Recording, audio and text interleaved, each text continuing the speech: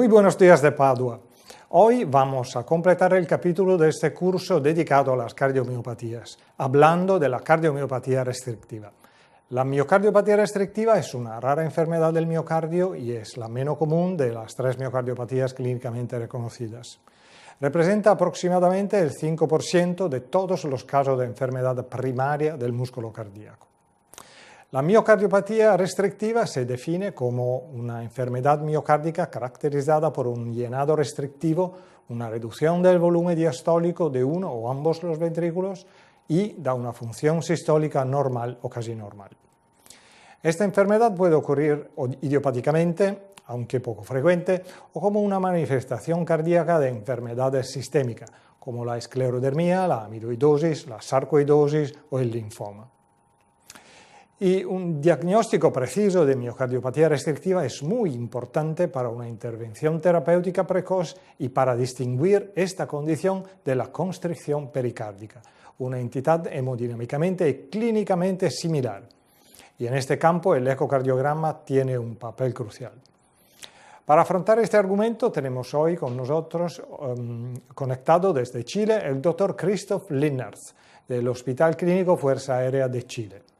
Bien, vamos a ver con precisión cuál es la definición de miocardiopatía restrictiva, su etiología y los aspectos ecocardiográficos típicos de la amiloidosis.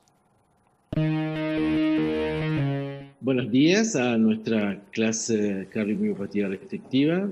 Yo soy el Dr. Linnertz del Hospital Clínico Fuerza Aérea de Chile.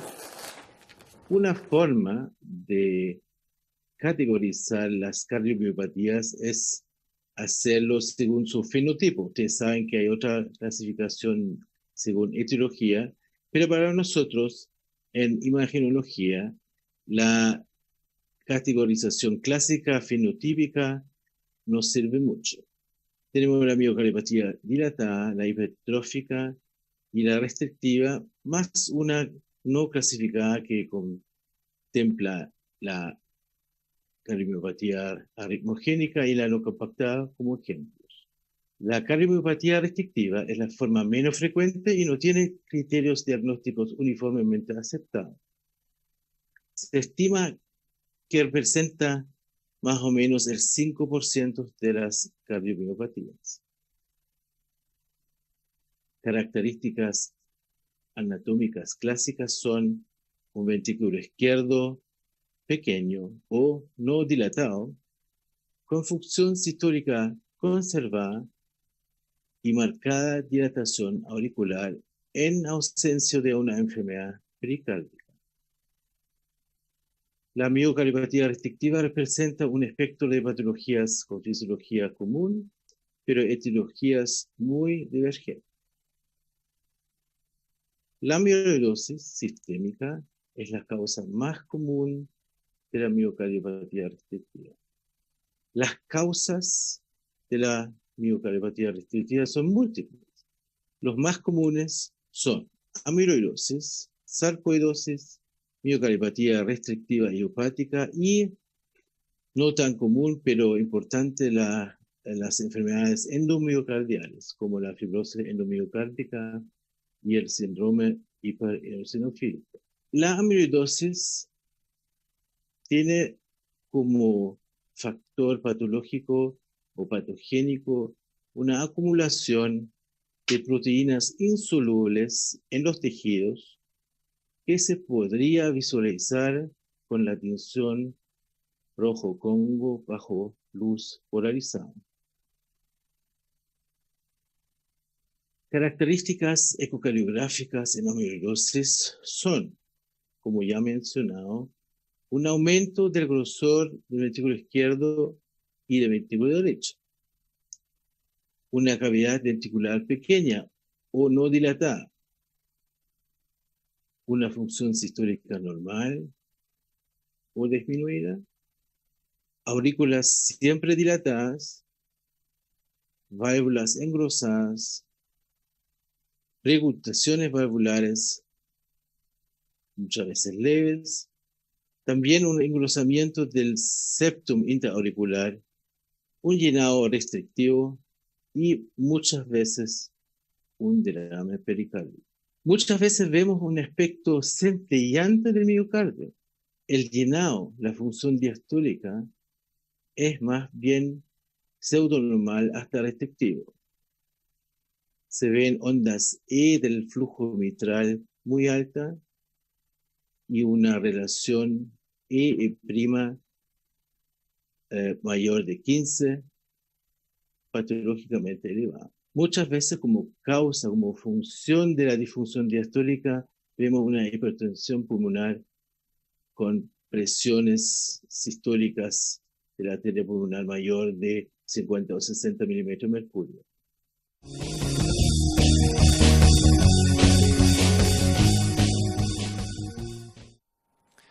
Después de haber visto las características principales de la miocardiopatía restrictiva, vamos al laboratorio de ecocardiografía de la Universidad de Padua, donde el doctor Luigi Badano nos mostrará un típico ejemplo de examen ecocardiográfico realizado en un paciente con miocardiopatía restrictiva secundaria a amiloidosis.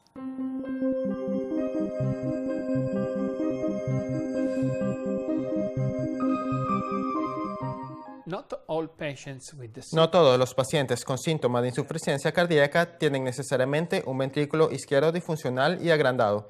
Algunas veces la función de bombeo del ventrículo izquierdo está relativamente preservada y los síntomas se deben principalmente al trastorno diastólico del ventrículo izquierdo, y es exactamente el caso de la cardiomiopatía restrictiva. Este es el aspecto ecocardiográfico típico de una cardiomiopatía restrictiva en un paciente con amiloidosis. En esta vista de eje largo paraesternal se puede ver que las paredes del ventrículo izquierdo están seriamente engrosadas y rígidas y tienen una mayor ecogenicidad con un aspecto característico granulado y brillante. El tamaño de la cavidad ventricular izquierda es normal o reducido, mientras que la aurícula izquierda generalmente tiene un agrandamiento severo como consecuencia de las elevadas presiones de llenado del ventrículo izquierdo. Con la modalidad M, podemos evaluar la severidad de la hipertrofia del ventrículo izquierdo con un patrón concéntrico típico e hiperecogenicidad y rigidez del tabique. Acá también se puede ver la hipertrofia del ventrículo derecho y la presencia de un derrame pericárdico anterior pequeño, lo cual es frecuente en una amiloidosis cardíaca evidente y que se puede apreciar también aquí en la vista bidimensional paraesternal. Otra característica típica de la amiloidosis es que también las valvas de las válvulas están engrosadas. Se puede usar el Doppler color para verificar la presencia de regurgitación mitral o aórtica en esta vista. La vista de eje corto del ventrículo izquierdo muestra una hipertrofia concéntrica difusa que compromete también los músculos papilares. Y acá se puede ver nuevamente un aumento marcado de la ecogenicidad miocárdica. En la vista de 4 cavidades, el aspecto típico de la cardiomiopatía restrictiva presenta ventrículos pequeños e hipertróficos, con un agrandamiento severo de las aurículas derecha e izquierda, similar a los ojos de lechuza. En la vista de 4 cavidades, la hipertrofia es notable, con compromiso difuso de todas las paredes del ventrículo izquierdo, pero el aspecto más característico de la amiloidosis es este aumento severo de la rigidez de la pared en la dirección longitudinal. Sin embargo, la fracción de eyección ventricular izquierda está preservada debido a un aumento compensatorio del acortamiento radial o transversal. La disminución de la función longitudinal puede documentarse fácilmente mediante las velocidades del Doppler tisular de las paredes basales septal y lateral, que son muy bajas. La velocidad diastólica temprana reducida E' ayuda a diferenciar una pericarditis constrictiva en la cual E' es normal o aumentada y permite estimar las presiones de llenado del ventrículo izquierdo calculando la relación E sobre E', que en la cardiomiopatía restrictiva es muy elevada, muy superior al nivel de corte 13 utilizado para indicar presiones de llenado altas. La evaluación del llenado del ventrículo izquierdo es primordial para el diagnóstico de una cardiomiopatía restrictiva, debido a que el patrón del flujo mitral puede no ser siempre restrictivo, como lo implica el nombre. En realidad, el flujo de entrada mitral puede ser muy variable y puede mostrar todos los tipos de anomalías diastólicas, incluida la relajación anormal o pseudonormalización del llenado del ventrículo izquierdo, como se puede ver en este caso. Apical long-axis view is helpful to check if there is any left ventricular outflow tract dynamic. La vista de eje largo apical es útil para controlar si existe una obstrucción dinámica del LVOT, que es típica de la cardiomiopatía hipertrófica, pero también se puede ver en algunas enfermedades miocárdicas infiltrativas. Las válvulas auroventriculares generalmente no tienen anomalías estructurales, excepto un engrosamiento y adhesión difusos de la valva, y el examen con el Doppler color muestra grados leves a moderados de regurgitación mitral y regurgitación tricuspidea. Otra clave útil para detectar la amiloidosis es el engrosamiento del tabique interauricular, sin comprometer la fosa oval, que se puede apreciar mejor desde la vista subcostal. Por último, un examen ecocardiográfico completo debe incluir la evaluación del tamaño auricular, así como el tamaño y la hemodinámica del ventrículo derecho, tal como se muestra en las lecciones dedicadas al tema.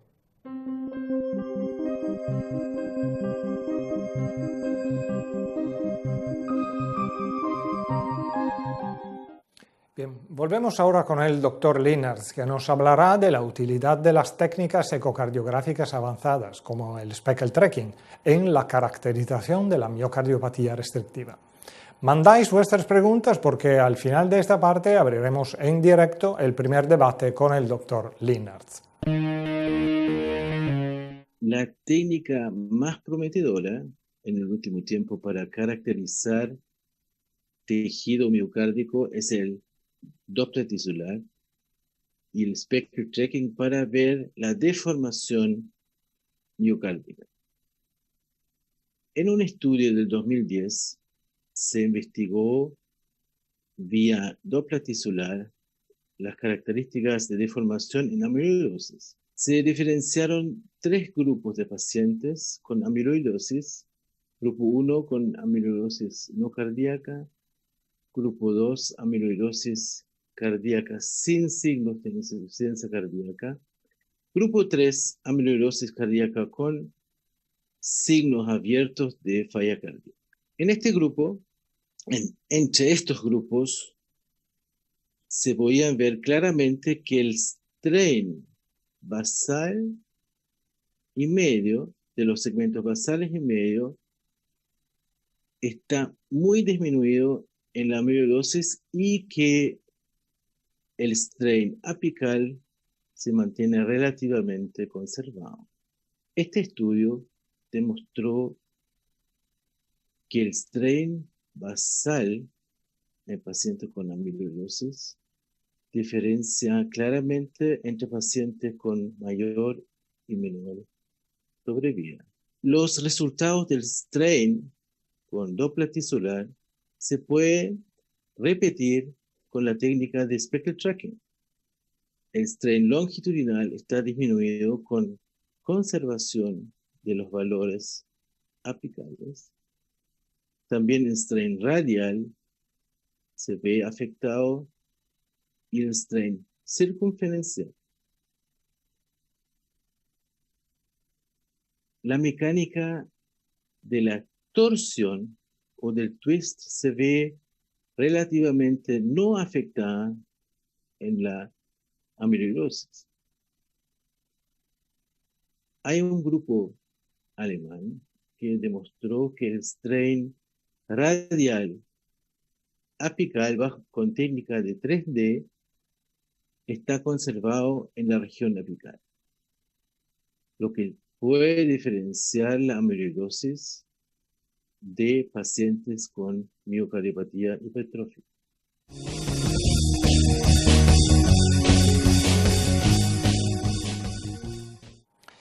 Bien, volvemos al estudio y abrimos el primer debate en directo con el doctor Linaers.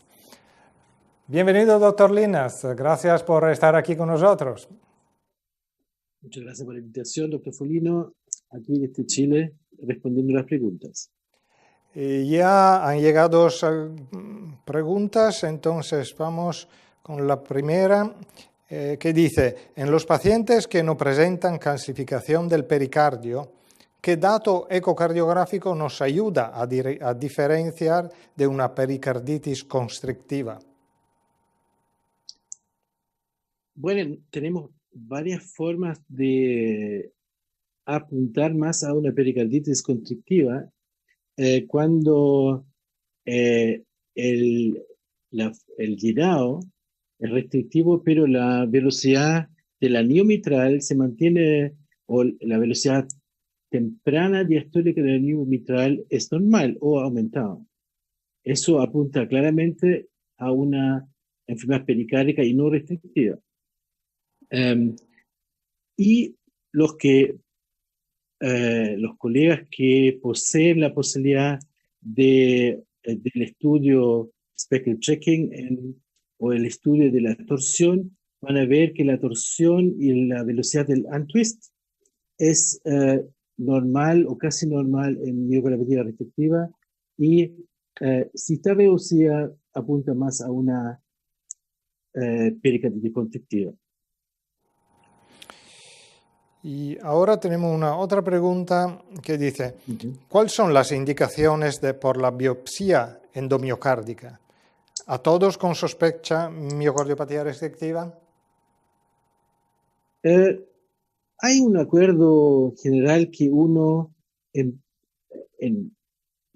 pacientes o en miocardiopatía restrictiva, que muchas veces es una enfermedad sistémica, se usan primero las biopsias de grasa abdominal o una biopsia rectal para ver infiltración como amiloide, etc.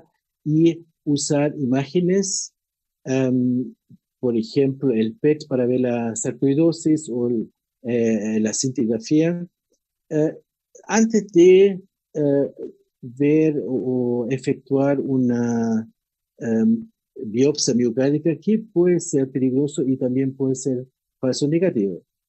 Por ejemplo, los criterios para el diagnóstico de la sarcoidosis no requieren 100% una biopsia miocárdica. Si cumple los criterios mayores establecidos por la Sociedad Japonesa de Sarcoidosis, uno puede omitir una biopsia miocárdica. Bien, y ahora tenemos una pregunta que dice, ¿cuáles son las red flags que sugieren al ecocardiografista que el espesamiento del corazón es algo más que una enfermedad cardíaca hipertensiva? ¿Cuándo debemos sospechar una enfermedad infiltrativa? La hipertrofia miocárdica es el gran diagnóstico diferencial de la miocardiopatía restrictiva, sobre todo la amiloidosis. Si tenemos un paciente con una hipertrofia marcada y al otro lado un electrocardiograma que muestra más bien un bajo voltaje, en el electrocardiograma hay que abrir los ojos, que podría tratarse de una amiloidosis. Siempre pensar en enfermedades sistémicas cuando uno ve un patrón restrictivo en la ecocardiografía sin otra patología visible, de la dilatación o disfunción sistólica difusa. Y ahora nos preguntan, ¿cómo puede el electrocardiograma influir en la evaluación ecocardiográfica de una sospecha miocardiopatía infiltrativa? Bueno, otra vez, amiloidosis muestra un bajo voltaje inadecuado para una hipertrofia, un engrosamiento parietal. Otros patrones son patrones Q, pseudoinfartos septales, que pueden ocurrir en la amiloidosis también.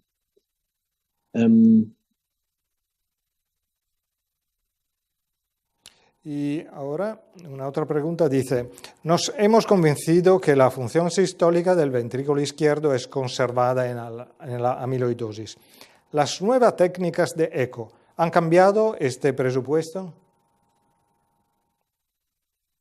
En la amiloidosis, que representa la mayor parte de la miocardiopatía restrictiva, se ve claramente una disminución de la deformación con strain en pacientes con afección cardíaca de la amiloidosis. Muchas veces se ve la disminución de la deformación sistólica antes de una posible disminución de la contractilidad en términos de fracción de eyección. Entonces, nosotros vemos que la definición de función sistólica conservada hay que revisarlo claramente en términos de strain. Bien, interrumpimos el debate por un momento, pero enseguida nos vamos a conectar de nuevo con el doctor Linac para contestar a otras preguntas. Y os recuerdo, ahora es el momento usual del live test. Y la pregunta de hoy es, ¿cómo se puede usar el strain bidimensional en el diagnóstico diferencial entre amiloidosis y cardiomiopatía hipertrófica? La amiloidosis se caracteriza por un strain difusamente disminuido. B. En la cardiomiopatía hipertrófica, el mayor strain longitudinal siempre se encuentra en los segmentos apicales. C. En la amiloidosis, los segmentos basales muestran una deformación longitudinal excesiva. D. En la amiloidosis cardíaca, el strain longitudinal se ve menos disminuido en los segmentos apicales. Os recuerdo que para participar en esta prueba tenéis que reducir la ventana vídeo y picar sobre el icono rojo que veis en la parte superior de la pantalla. Mientras tanto, vemos cómo el ecocardiograma nos ayuda en el diagnóstico diferencial entre la amiloidosis y otras cardiomiopatías, y entre la cardiomiopatía restrictiva y la constricción pericárdica. Podéis seguir mandando vuestras preguntas porque al final del filmado abriremos el debate conclusivo en directo con el doctor Linac. Como antes mencionado, la amiloidosis es solamente una forma de las miocardiopatías restrictivas. Hay otras formas mucho menos frecuentes que hay que tomar en consideración. Un ejemplo es la sarcoidosis. La sarcoidosis es una enfermedad infiltrativa granulomatosa. En 90% los pacientes tienen compromiso de los ganglios intratorácicos. Solamente el 5% muestra una sarcoidosis cardíaca clínicamente abierta. Pero en 25% se encuentran granulomas cardíacas en la autopsia, igual como en 26% se ven realce tardío en la resonancia magnética. ¿Cuáles son algunos hallazgos ecocardiográficos de la sarcoidosis? Se puede ver una dilatación ventricular. A veces se ve un adelgazamiento septal, hipoquinesias segmentarias o globales del ventrículo izquierdo, aneurismas ventriculares, regurgitaciones valvulares, dilatación del ventrículo derecho y hipoquinesia, y engrosamientos de pared que puede simular una hipotrofia. Una de las técnicas complementarias muy importantes para nosotros es el realce tardío en la resonancia magnética. La amiloidosis tiene un patrón más bien difuso, mientras que la sarcoidosis tiene un carácter multifocal.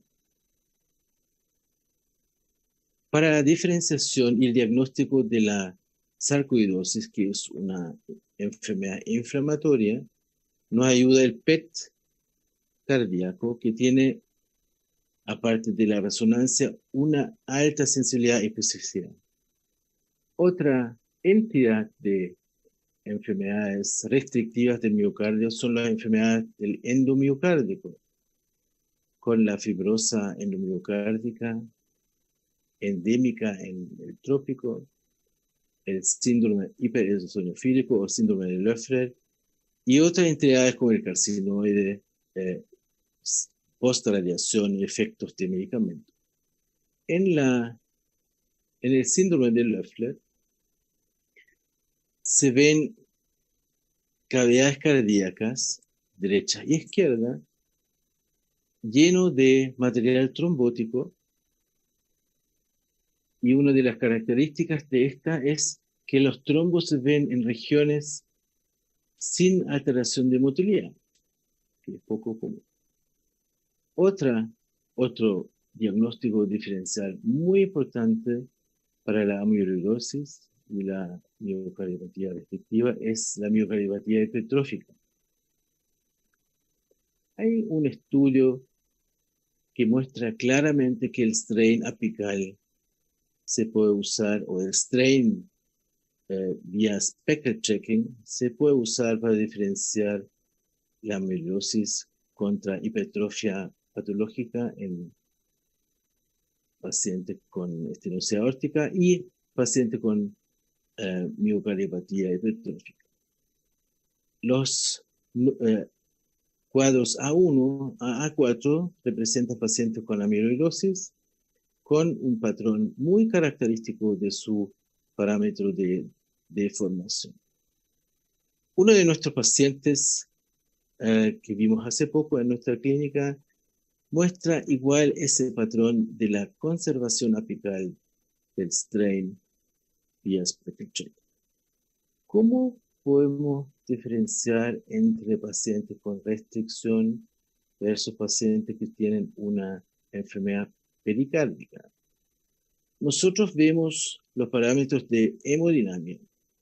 Lo que favorece la constricción es una igualización de presiones de llenado de ventrículo izquierdo y ventrículo derecho con diferencias de menos de 5 milímetros de mercurio en las cavidades.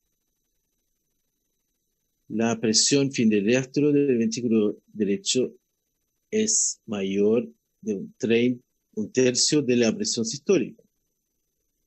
En general, la presión sistólica de la arteria pulmonar es menor de 50 milímetros de mercurio en constricción, y se ve una persistencia de la igualización de presiones bajo estrés o carga de volumen. Aquí hay un ejemplo de la igualización de presiones en un sondeo del ventrículo izquierdo y ventrículo derecho, y se ve que la presión media en fin de diástole no tiene mayor variación que 5 milímetros de mercurio. El llenado mitral o tricúspide varía en pacientes con constricción pericárdica notablemente con la respiración. Más de 25% en el flujo mitral, más de 40% en el flujo tricúspide. El Doppler tisular en un paciente con pericarditis constrictiva mantiene valores altos para la onda I', mientras que pacientes restrictivos tienen una velocidad temprana del anillo mitral diastólico muy baja. El Doppler de las venas hepáticas muestra una inversión expiratoria del flujo muy característico para la constricción pericárdica. Finalmente, el comportamiento del twist o de la rotación se ve diferente en constricción con parámetros disminuidos versus en la restricción, que mantiene relativamente los valores normales.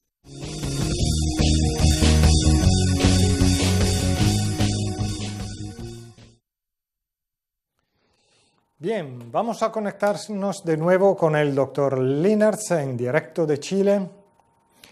Doctor Linaerts, antes de contestar a las preguntas que ya han llegado, vamos a ver juntos los resultados del test live. La mayoría de las respuestas son para la respuesta A. La amiloidosis se caracteriza por un strain difusamente disminuido. ¿Qué piensa de esta respuesta? El strain característicamente está disminuido en la amiloidosis, pero justo en la amiloidosis no es de forma difusa.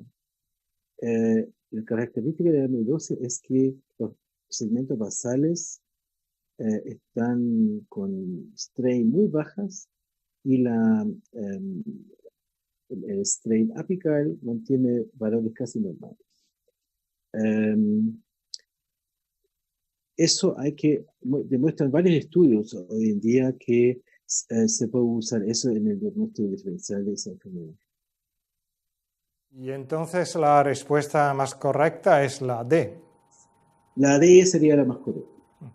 Bien, y vamos con las preguntas que han llegado. Y la primera dice, ¿debemos recomendar rutinariamente un análisis del strain bidimensional en pacientes con sospecha de amiloidosis?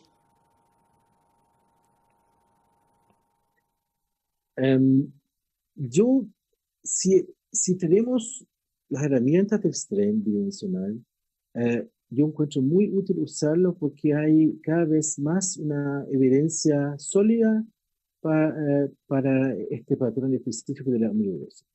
Nos deja también sospechar la amiloidosis para efectuar los diagnósticos pertinentes, el diagnóstico diferencial, resonancia magnética, etcétera, para este paciente.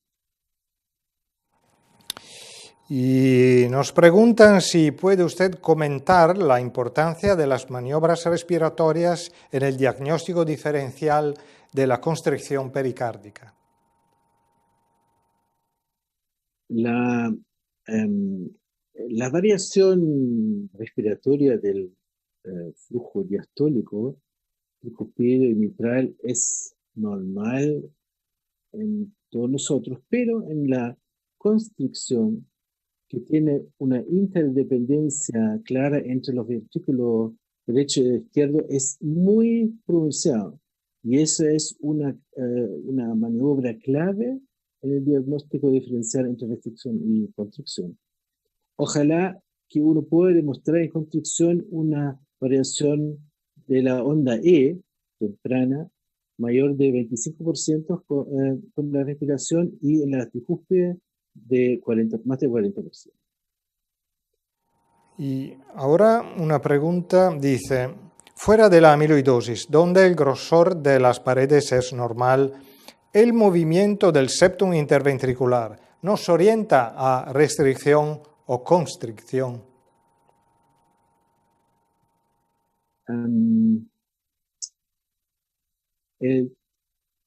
No entendí bien la pregunta. El movimiento del septum interventricular. El movimiento del septum interventricular nos puede orientar por una patología restrictiva o constrictiva. Hay un movimiento que se puede ver en el modo M, que es una onda chica extra que representa el NOC pericárdico. Eso es característica para pericarditis constrictiva. No lo he mencionado en nuestra presentación, pero eso se puede ver en el modo M, el movimiento específico para una pericarditis constrictiva. Y ahora nos preguntan, en la amiloidosis, ¿realmente podemos predecir la caída de la fracción de eyección por la caída del strain?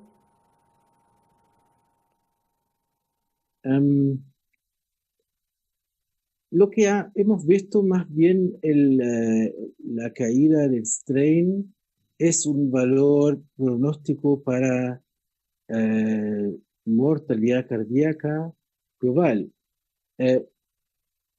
No necesariamente cae después claramente la fracción de eyección, y es la razón de la mortalidad o morbilidad del paciente, sino el strain basal muestra o predice mortalidad global y cardíaca. Y ahora dicen, ¿El derrame pericárdico es un signo útil en el diagnóstico diferencial de las miocardiopatías restrictivas?